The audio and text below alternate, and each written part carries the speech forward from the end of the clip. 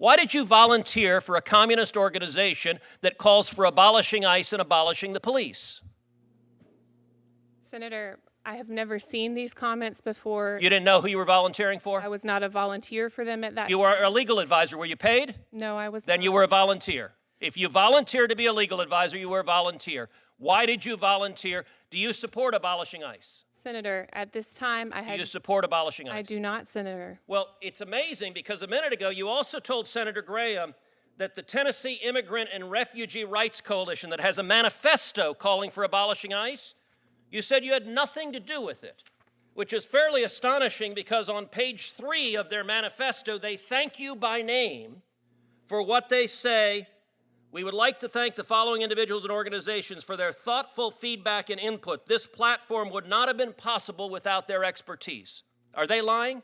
Senator Ted Cruz delivers one of the most devastating takedowns in Senate Judiciary Committee history, systematically dismantling 2 Biden judicial nominees with receipts, documentation, and relentless questioning. Judge Julia Lopez's shockingly light sentencing record gets exposed first, including a child molester given only 6 years, and a mother whose baby died surrounded by fentanyl receiving just 4 years.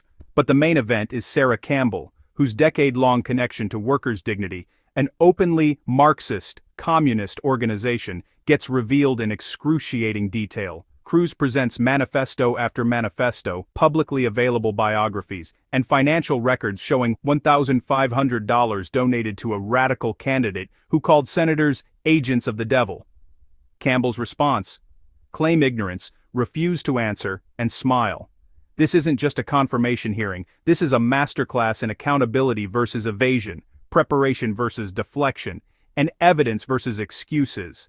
Watch as Cruz systematically closes every escape route, presents undeniable proof, and demands answers that never come. The tension builds to an explosive finale where Campbell simply refuses to explain her own donations and associations while under oath. Let's dive into the main video. Judge Lopez, I'm going to quickly note there's a reason the Democrats have scheduled you on this panel, because you have a long pattern of sentencing criminal defendants to egregiously light sentences, including one child molester who molested a 4-year-old and 9-year-old, and you sentenced him to only 6 years in prison, including, as we heard before, one woman who was responsible for killing her 1-year-old son, who was coated in fentanyl. His pajamas were coated in fentanyl. His sheets were coated in fentanyl. You could have sentenced her to 30 years. You sentenced her to only 4 years. It's an egregious pattern, but the reason you're put on this panel is the Democrats know that most Republicans will not have time to question you about that terrible record, because your colleague on this panel, her record is even worse. Ms. Campbell, I will say I have seen some astonishing nominees from this administration, but I have to admit your record takes the cake. A judge should not be a political activist.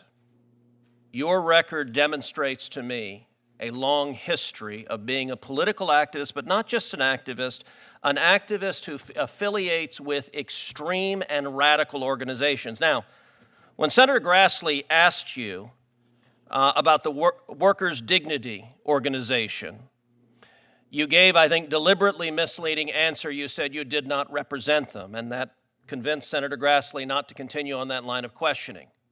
You have been a legal advisor to that organization since 2013. That is what you have publicly printed on your AVO biography. It is what has been described in the Tennessee Bar Association when you were nominated. It explicitly says she served as a legal advisor for local workers' rights nonprofit Workers' Dignity. Now, why is it you're distancing yourself from them? The reason is because they are utterly radical. If you look at this group that you've served as the legal advisor for over a decade, this is an openly Marxist organization. This is a communist organization. Now, those words are not said lightly. According to their own characterization of their views,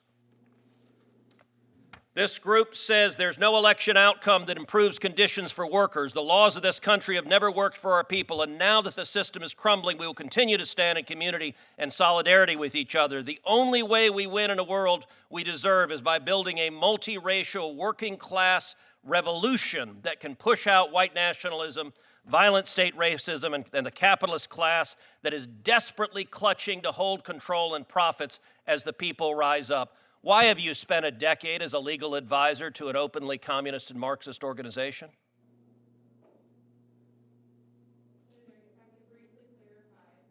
I don't think your microphone's on. I apologize, Senator. If I could briefly clarify, more than a decade ago, probably for the course of 2 or 3 years, I served on an advisory board that helped this, at the time, was supposed to be a nonprofit workers' rights organization get set up and get started. Did you know they were a communist organization? Senator, at that time, they did not express these kinds of views. It was an organization. So this is new. This wasn't the case then. Yes, and I have not been affiliated with them in more than a decade. You're aware that your current profile that you have up, your legal bio, says you are right now an advisor to them.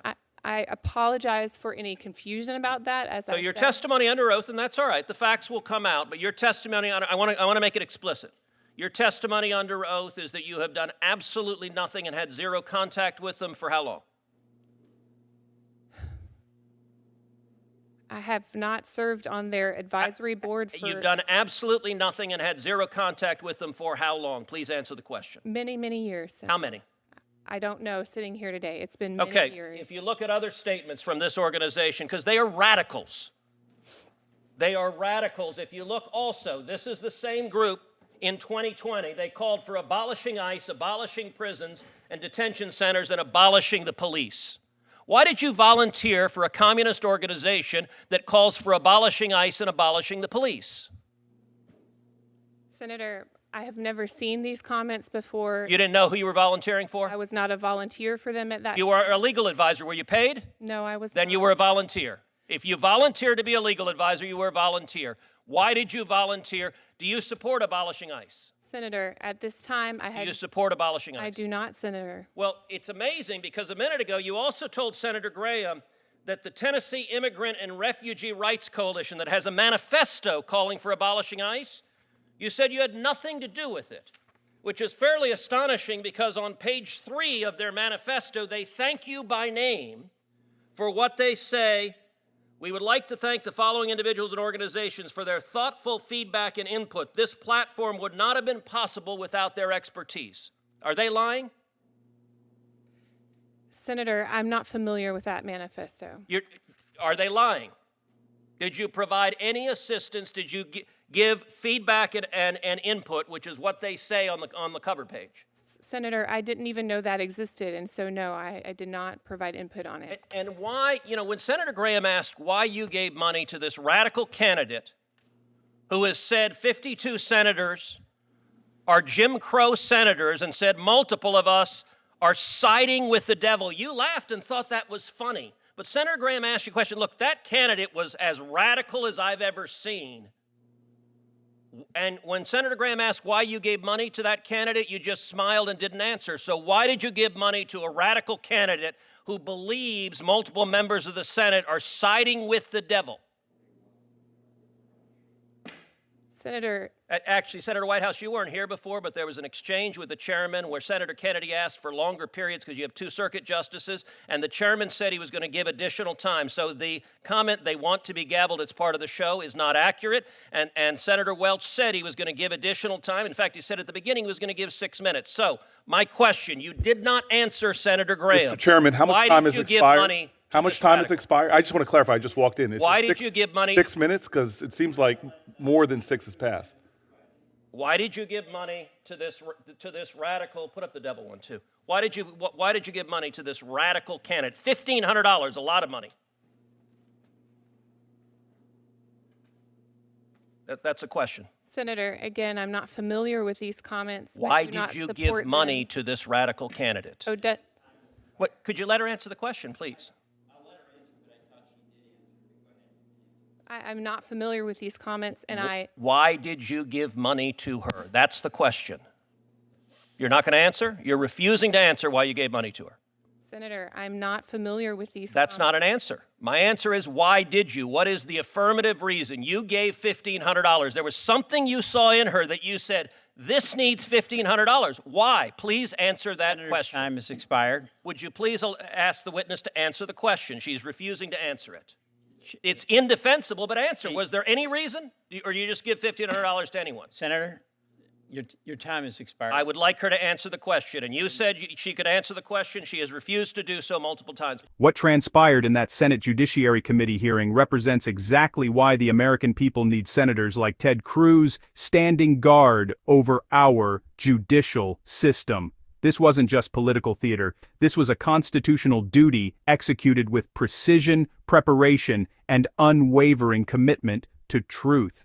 Senator Cruz came to that hearing having done what every senator should do but too few actually accomplish: thorough, meticulous research into the backgrounds, associations, and records of individuals seeking lifetime appointments to shape American law. Judge Julia Lopez's sentencing record reveals a dangerous pattern that threatens public safety. A child molester who destroyed the innocence of a 4-year-old and 9-year-old receiving merely 6 years demonstrates a fundamental misunderstanding of justice.